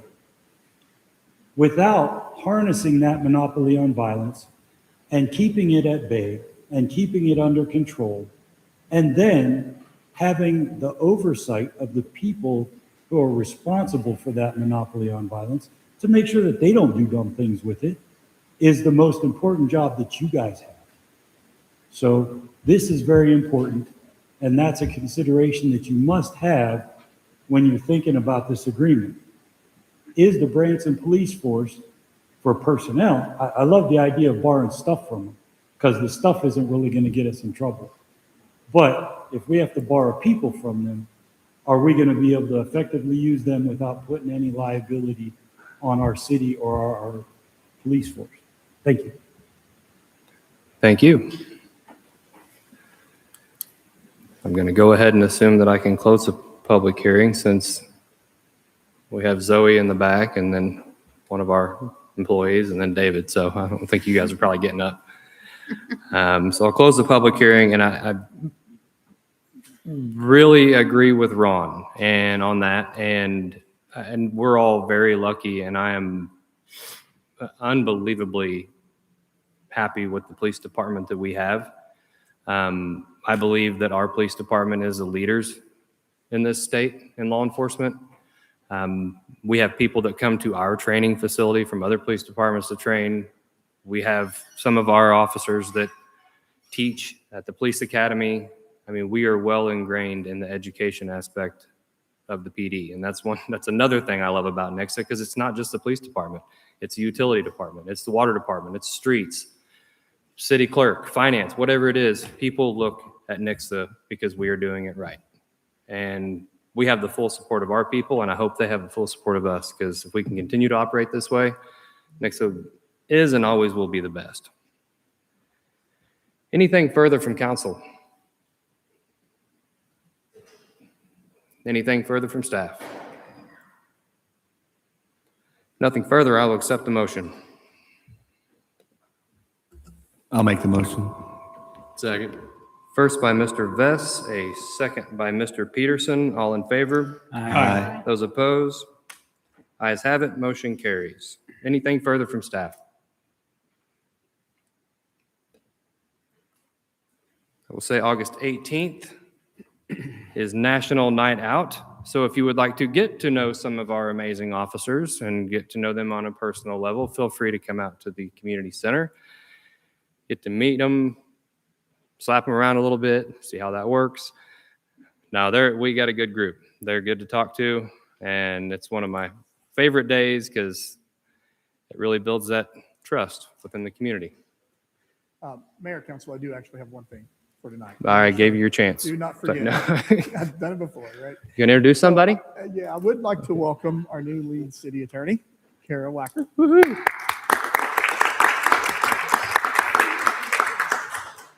I'm really excited to be here, and I'm super excited for the opportunity. Thanks, guys. We're happy to have you. That all, sir? All right. Anything further from council?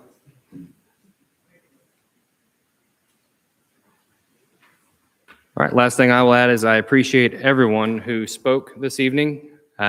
Wish I could have had the opportunity to thank everybody who spoke. It really does mean a lot to get feedback from the community. One part that most people don't hear is the feedback we get from phone calls, emails, and other modes of communication. So we do get a lot of feedback from our community, and I love it. Any bit we can get is greatly appreciated, and it makes making decisions for all of the city a lot easier. That being said, you all have a great evening. Meeting adjourned.